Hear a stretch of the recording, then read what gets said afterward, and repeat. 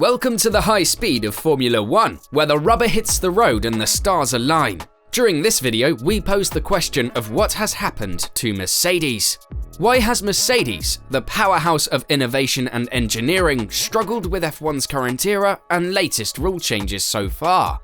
Join us as we uncover how the powerhouse that is Mercedes F1 have been left so far behind Red Bull and with little sign of catching them up, leaving fans and experts alike shocked and stunned. Let's begin, shall we? After a season and 5 races in Formula 1's new ground effect era, an unforeseen twist of fate befalls the once invincible Mercedes.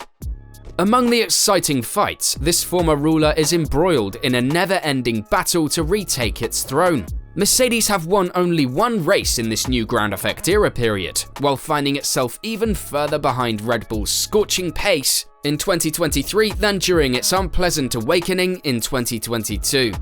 Throughout last year, Mercedes battled a persistent nemesis, the porpoising and bouncing demons that haunted the magnificent W13. In a symphony of engineering brilliance and meticulous calculations, an insatiable pursuit of perfection drove them to release a never-ending barrage of enhancements, each aimed to tame the beast and unleash uncontrolled potential promised by their cutting-edge simulations. But, unfortunately, the road to redemption proved difficult, and success eluded them like a mirage in the desert. Will Mercedes solve its engineering mystery and rise from the ashes? Or will their quest for speed become a cautionary tale of unintended consequences? Well, whilst Mercedes tries to emerge from the shadows of misfortune, hungry to rewrite the screenplay of their Formula 1 destiny, as the tireless quest for excellence pushes the frontiers of possibility. Mercedes made significant progress in the second part of the 2022 season, unleashing their newfound capacity and development drive to confront the fearsome Red Bull. Their rising star George Russell soared to victory not once but twice at the famed Interlagos circuit, reminding the world of Mercedes' tenacious spirit and no-quit attitude.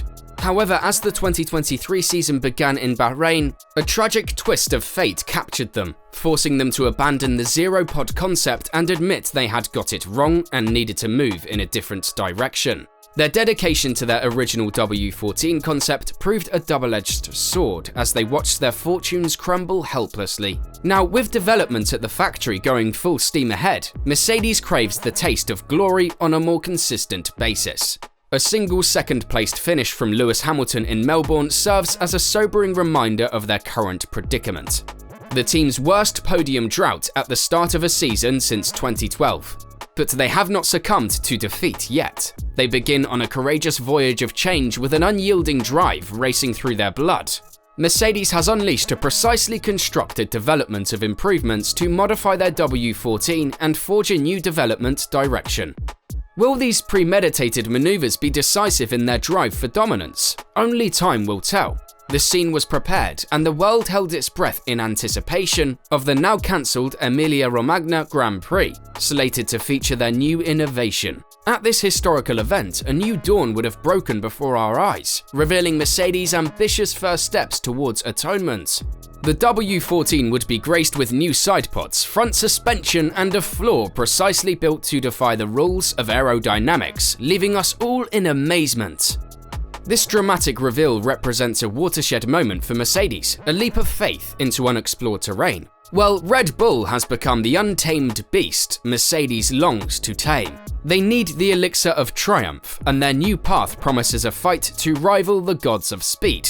But how did Mercedes get to this point of reinvention? What caused their previous notion to fall apart, leading them to forsake it in search of a new identity? These inquiries are as bright as 1,000 suns, demanding answers wrapped in mystery.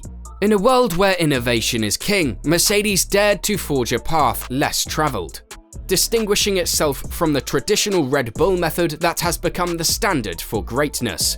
A new chapter in engineering brilliance was about to be written, with Ferrari and Mercedes remaining outliers, albeit in different ways. Renowned motorsport specialist Hughes peels back the layers of intricacy, explaining Mercedes' ambitious approach. Mercedes elected to defy convention rather than relying on the tried and true side pod undercut, which propels air down the body while sealing the floor. They eliminated the requirement for massive side pods, previously necessary to cut out airflow accelerating channels. Instead, they took a riskier strategy, recognizing that the lack of an undercut might be compensated for by increasing the exposed floor space with smaller side pods. Mercedes attempted to rewrite the laws of physics in this bold effort, upsetting the existing quo in the quest for competitive advantage. Well, Mercedes seemed to not push back after it announced the masterstroke of the invention in its daring pursuit of maximum downforce, an exposed floor area bigger than its competitors. The key is the interaction between the lack of a regular airflow accelerated conduit and the compensatory ability of broader flooring. The side impact bar, often known as the sys bar, is a critical component in their arsenal, cleverly encased in an aerodynamic sheath. Because of this unique layout, the sys bar could fulfill the essential responsibility of accelerating the airflow, traditionally reserved for the undercut. Now, Mercedes uncovered a hidden advantage inside the rules, pushing the limits of what was possible. While other cars were limited to a tight width imposed by the top side pod, Mercedes had the luxury of a broader sys bar thanks to the absence of the big side pods. The lack of constraints allowed them to align the widest area of the tub with the expanded sys bar, giving them an extra advantage. Every masterpiece, however, necessitates sacrifice, and Mercedes was no exception. A brilliant maneuver, a minor relocation of the cockpit further forward, unfolded to optimize the alignment of the sys bar and the tub's widest point. This measured adjustment meant that every advantage was utilized, pushing the limits of what was previously thought possible. The virtual world whispered triumphant promises, tantalizing the senses with great stats that would outperform Red Bull and Ferrari. The world awaited the unveiling of the W13, draped with the aura of invincibility, with bated breath. However, the harsh realm of reality broke the illusions of simulations, revealing a divide between anticipation and reality. Mercedes was haunted by porpoising, an insidious foe who played havoc on their ambitions. This evil force, unforeseeable in both simulation and reality, shook their drivers to minor injury and pulled them away from the thrilling battles between Red Bull and Ferrari. Downforce rose to breathtaking heights as the throat tube approached the ground. Only to be deceived by the boundaries of physics, the delicate balance was thrown off, causing the back of the automobile to rise on its suspension, unblocking the venturi and drawing the car down. As a result, the porpoising motion appeared, casting shadows of irregularity on the once mighty downforce. It made the automobile nervous, locking the wheels and robbing it of its cornering ability.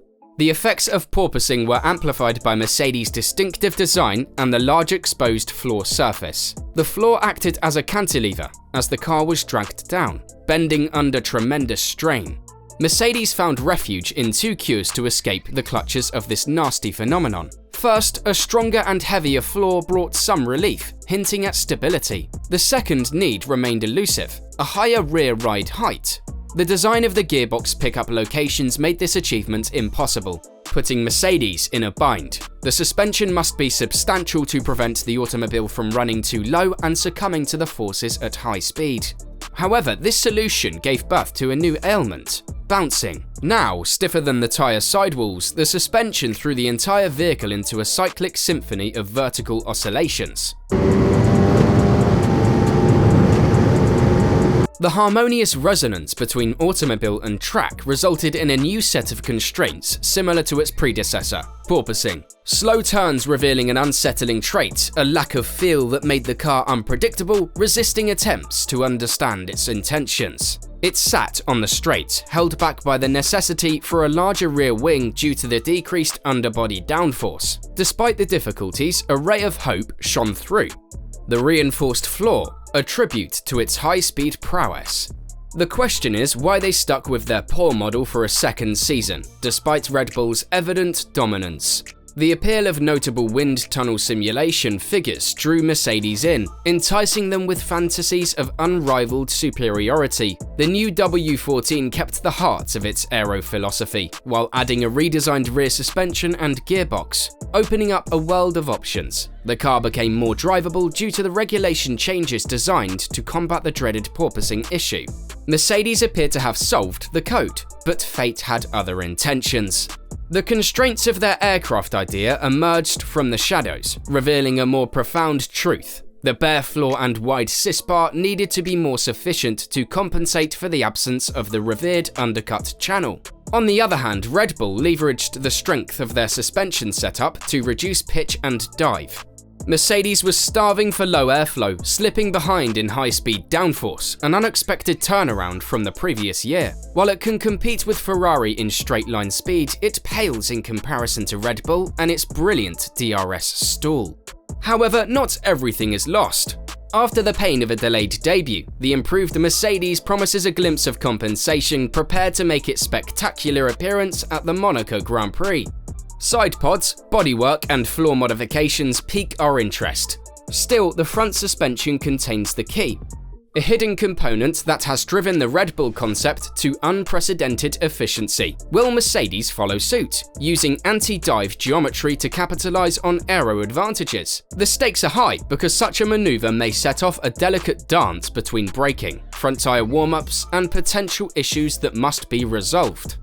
The road to redemption lies ahead, a challenging route where false hope, headaches and crushing disappointment have been regular companions.